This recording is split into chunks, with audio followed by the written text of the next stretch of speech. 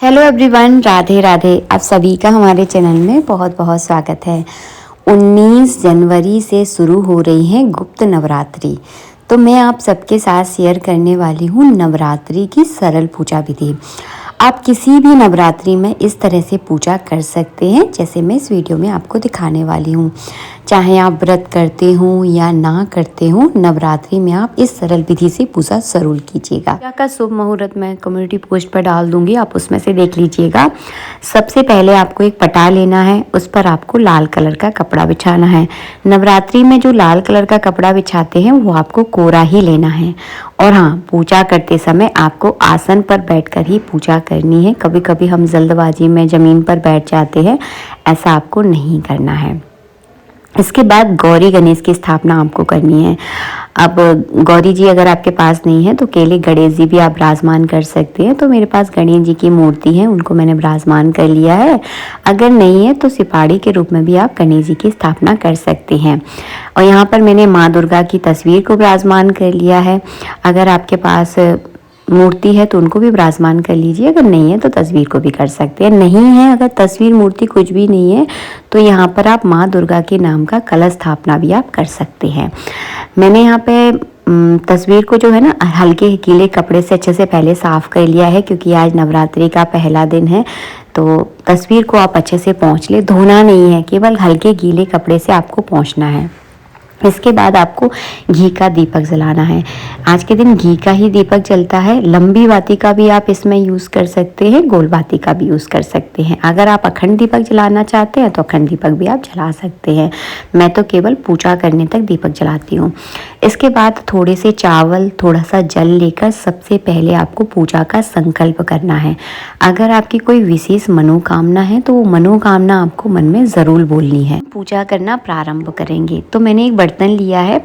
बर्तन में सबसे पहले क्या करें, आप इस तरह से कुमकुम को थोड़ा गीला कर लें, क्योंकि पूजा में जब भी आप कुमकुम का प्रयोग करें यानी डोली का प्रयोग करें तो हल्का गीला उसे किया जाता है। तो मैंने यहाँ पे एक बड़े से कटोरे में जो है ना स्वास्तिक बना लिया है। इस पे ही मैं माँ दुर्गा को स्नान कराऊंगी।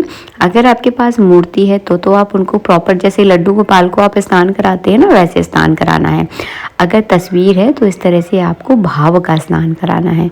तो यहाँ पे माँ दुर्गा और गणेश जी को मैं साथ की साथ स्नान करा रही हूँ। आप अलग अलग भी करवा सकते हैं। 4 बार आपको जल चढ़ाना है, फिर पंचामृत चढ़ाना है, फिर कलावा रूपी वस्त्र अर्पित करना है, जनेऊ चढ़ाना है। अगर आप चुन्नी लेकर आए हैं तो चुन्नी उड़ा दीजिए, अगर चुन्नी नहीं लेकर आए हैं तो केवल कलावा रूपी वस्त्र भी अर्पित कर सकते हैं।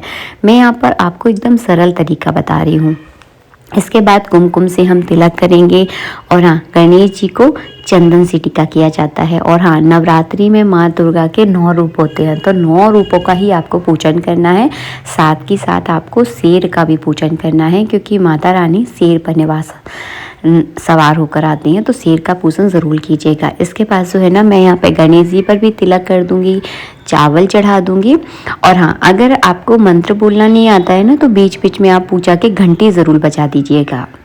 इसके बाद हम यहाँ पर फल का भोग लगा देंगे। अब जो है ना, भोग क्या लगाया जाता है पहले मैं आपको ये बता दूँ। लौंग, इलायची और किशमिश और मिश्री का जो है ना भोग लगता है नवरात्रि के 9 दिनों में। तो इसका ही जो है ना मैं यहाँ पे भोग लगा दूंगी। इस तरह से धूप दीप दिखा दीजिएगा।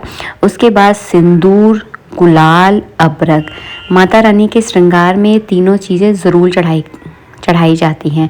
तो इस तरह से तिलक लगाना है। और हाँ, हल्दी का तिलक जो है ना माता रानी को ज़रूर लगाना है। तो इस तरह से चारों चीज़ों का आपको तिलक जो है ना माता को ज़रूर लगाना है। इसके बाद मैं इत्र लगाना भूल गई थी, तो इस तरह से थोड़ा सा इत्र छिड़क दूंगी, ताकि बहुत अच्छी खुशबू जो है ना हमारी पूजा में आएगी।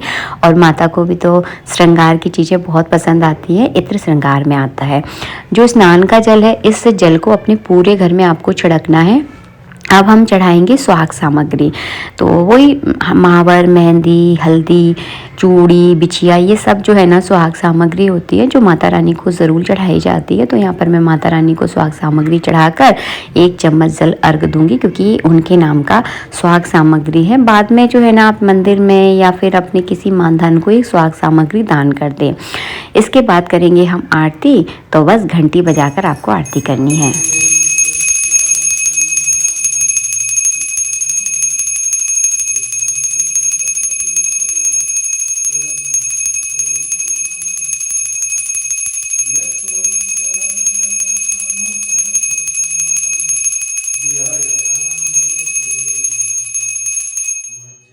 आरती करने के बाद हम इस तरह से जल का अर्घ दे देंगे। 1 चम्मच जल जो है ना आरती के चारों तरफ आपको घुमाकर इस तरह से जो है ना जल का अर्घ दे देना है। उसके बाद आपको हाथ जोड़कर प्रार्थना करनी है। आप चाहे तो इस तरह से बाहर चौकी लगाकर भी पूजा कर सकते हैं। अगर आपका मंदिर बड़ा है तो उसमें भी आप सेम विधि से पूजा कर सकते हैं। तो मैं जो है ना इस तरह से ही पूजा करती हूँ मंदिर में रखकर, क्योंकि फिर रोज़ रोज़ जो है ना चौकी हटेगी तो नहीं, क्योंकि नवरात्रि के 9 दिनों में चौकी ऐसे ही विराजमान रहती है। तो आप मंदिर में भी पूजा कर सकते हैं। मंदिर छोटा है तो बाहर आप पूजा कर सकते हैं। आशा करती हूँ वीडियो आपको पसंद आया होगा। वीडियो अच्छा लगा है तो अपने दोस्तों के साथ, रिश्तेदारों के साथ इस वीडियो को ज़्यादा से ज़्यादा शेयर कीजिएगा। और